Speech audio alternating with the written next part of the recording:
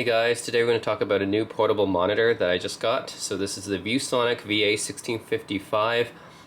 It says 16 inches here, full HD LED backlit display. It's actually a 15.6 inch IPS display, and that's pretty much the norm if you get a portable monitor these days. I just saw this one on sale on Prime Day, and yeah, figured it's only like $100 US, so it's a pretty good deal, I think. There's a lot of different Chinese manufacturers these days making pretty much the same product for portable monitors, so there's not too much difference between them. The ViewSonic one just happened to be one of the cheapest, so I just thought, okay, this one's fairly affordable, and it's actually from a company that's reasonably well known, right? A lot of these other Chinese manufacturers on Amazon, there's just these random Chinese manufacturers. I don't think most people would know about them because they're just like these Alibaba, Taobao type of sellers.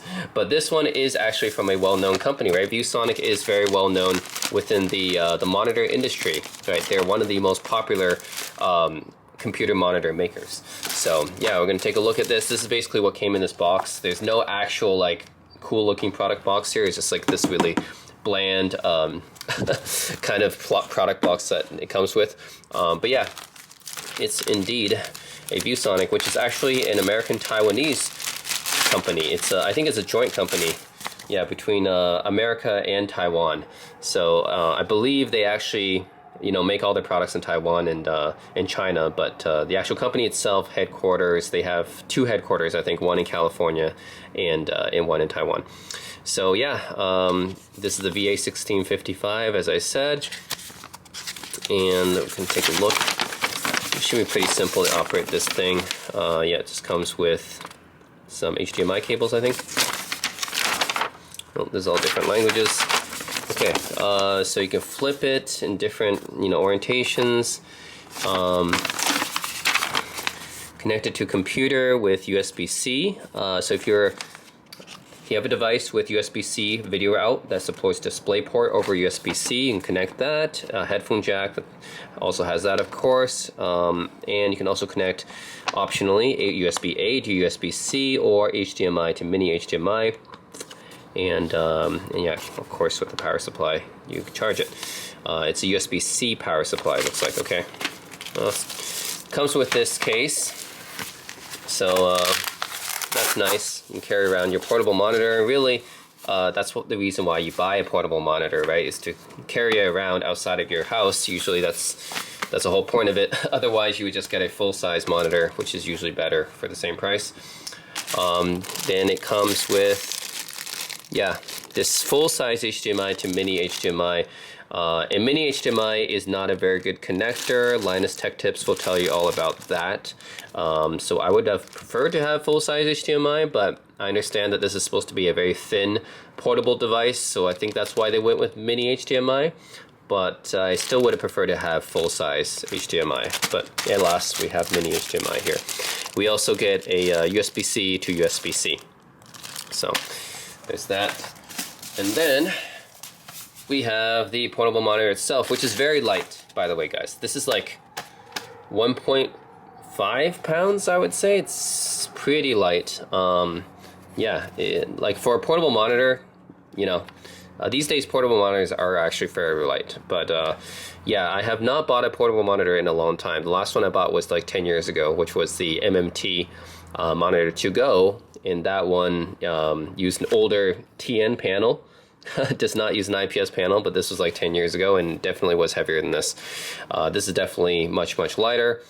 So yeah, this is the ViewSonic VA1655, 15.6 inches, full HD, 1080p of course, IPS display. That's exactly what you would expect from a typical portable monitor these days. And yeah, super, super light.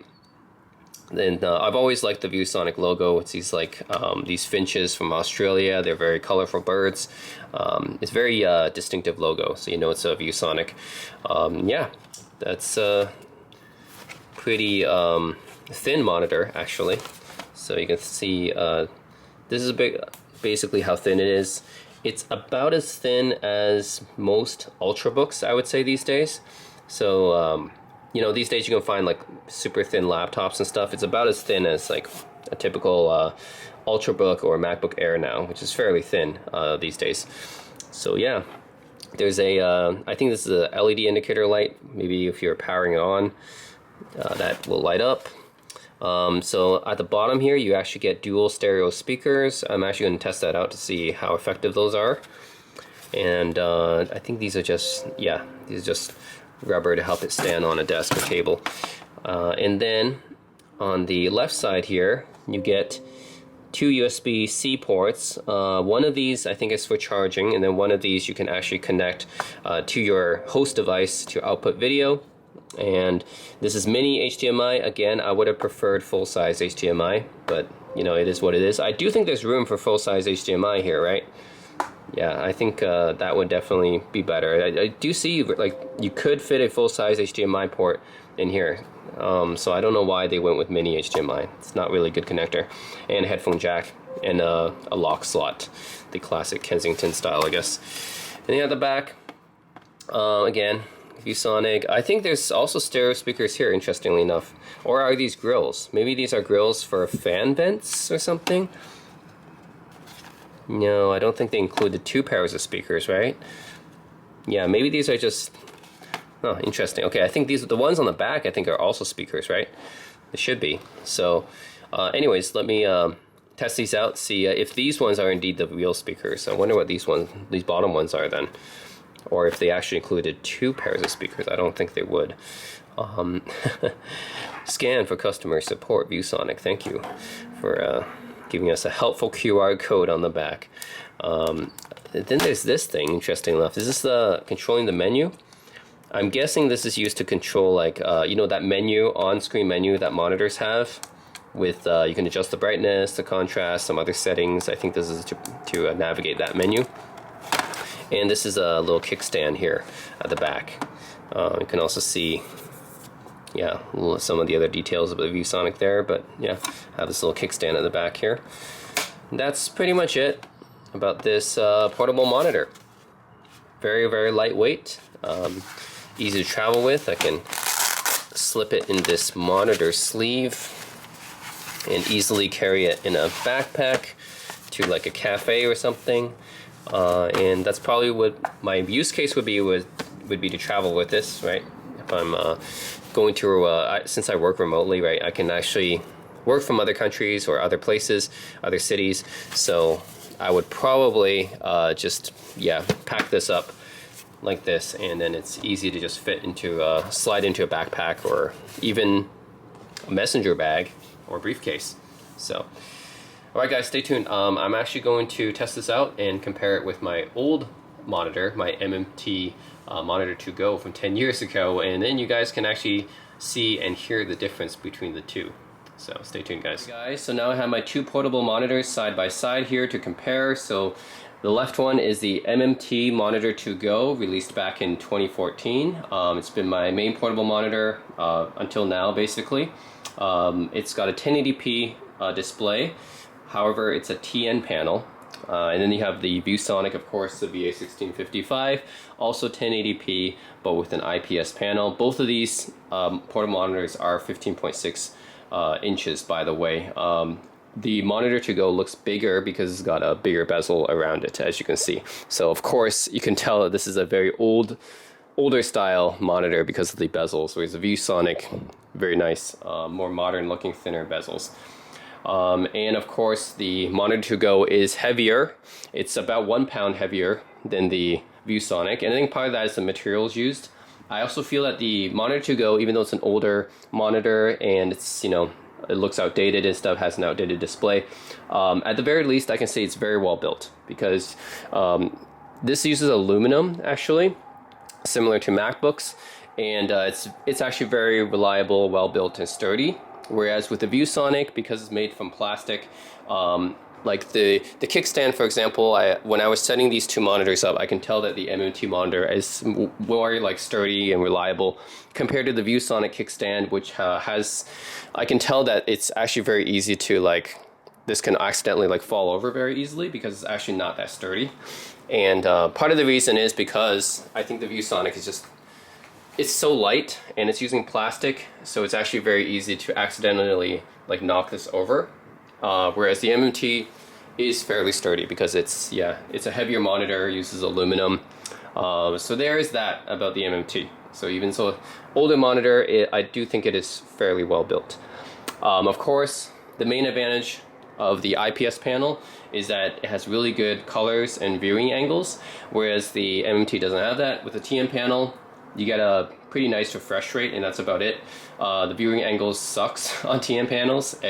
Anytime you're not looking at it head on, it's going to look very washed out. Like the colors and everything looks very washed out, and that's really how it is on TN panels. And yeah, that's basically the main advantage of IPS panels. Why everyone shifted from TN panels to IPS panels is because of the viewing angle issue, right, and the color accuracy. Yeah, so TN panels, you have to look direct on. Otherwise, it just looks, yeah, super washed out and stuff. But yeah, let's test out the audio first. I've got my usual test track. So I'm going to play first on the MMT monitor. I'm pretty sure the ViewSonic's going to have better speakers. But, you know, I have this on full volume, by the way. You can actually adjust it with some volume controls at the back. Both of these take HDMI inputs. The MMT actually takes in full-size HDMI inputs. So there's actually an advantage there over the ViewSonic as well. ViewSonic only has mini HDMI. This has full-size HDMI. But yeah, I think the contrast is adjusted to full here, and the volume is also adjusted to full. But yeah, we have physical controls at the back for that. There we go. Yeah, volume set to 100. Yeah, and brightness should be set to max as well. Yep, okay. Even a TN panel with full brightness still doesn't really look that great. And by the way, the reason why you see like letterboxing here is because it's hooked up to my HP Dragonfly like G3, which is a 3:2 ratio, 3:2 aspect ratio. So that's why it doesn't map exactly to a 16:9 ratio, which is what 1080p is. So yeah, that's why you see a little bit of letterboxing here, but it's fine. Otherwise, that doesn't really, not relevant actually in terms of our testing. All right, play some music. So you can hear that the MMT speakers at full volume is distorting a lot, which means that these aren't very good speakers. I mean, they get loud, but they distort.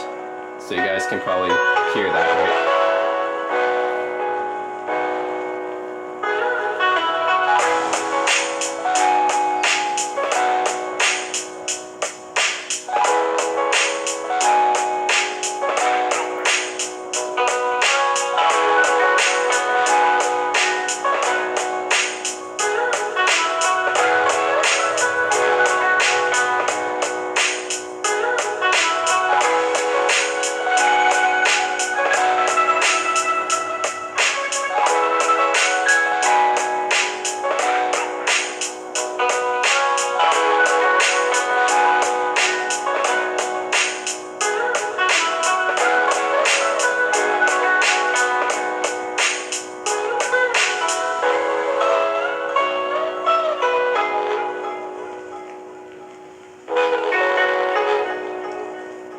So yeah, these speakers on this monitor are pretty terrible, and yeah, you guys can hear that it's distorting at the max volume. You can just hear that, right? The artifacts and stuff coming out. So not a very good pair of speakers. At least it has built-in speakers. A lot of the portable displays of the time didn't actually have built-in speakers at all, but this one at least has them built in, but they're not that good. They suck actually. Now the ViewSonic speakers. I actually confirmed that these speakers do indeed project from the back. So we can play this again. This is at full volume. I can set the adjustments here, so you guys can actually see there is the little navigation button at the back is for adjusting this. You can choose your input. You can adjust the volume, which is set to max right now. View mode, you can set to Office, Movie, Mac. I don't know what the Mac view mode is. Game mode, apparently they have a game mode. I can actually, let's see what that is.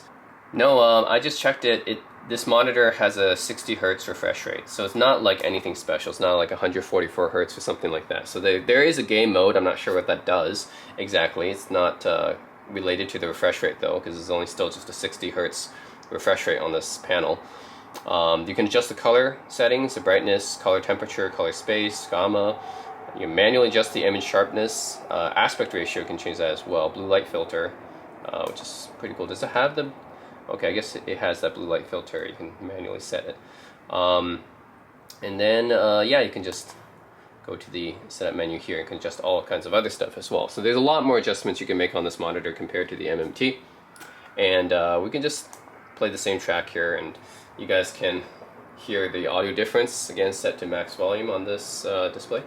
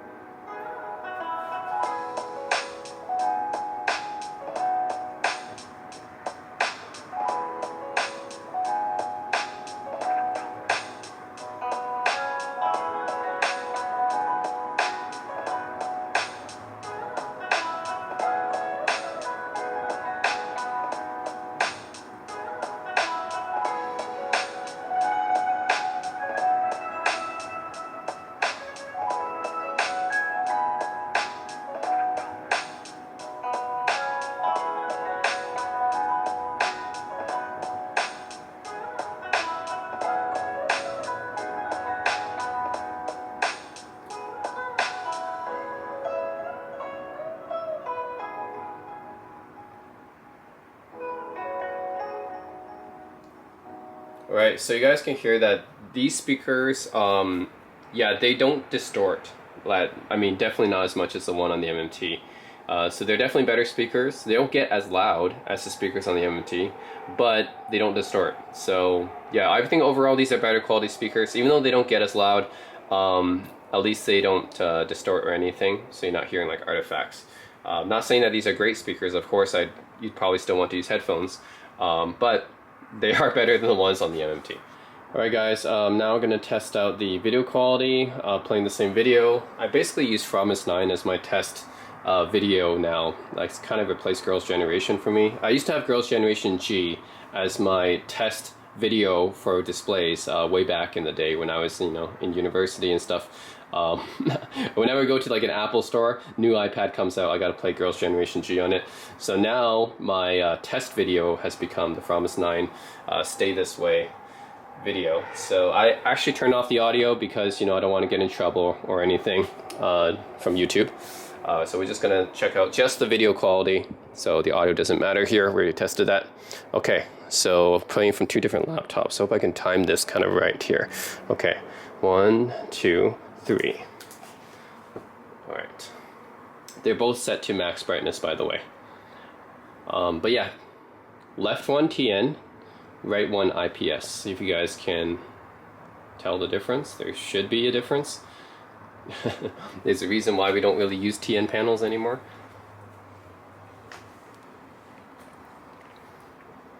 And keep in mind that right now, the TN panel, it's kind of like, I've sort of like rotated the monitor so that you guys can see a little bit more head on. But yeah, if you have any sort of off angle on it at all, it doesn't really look that good.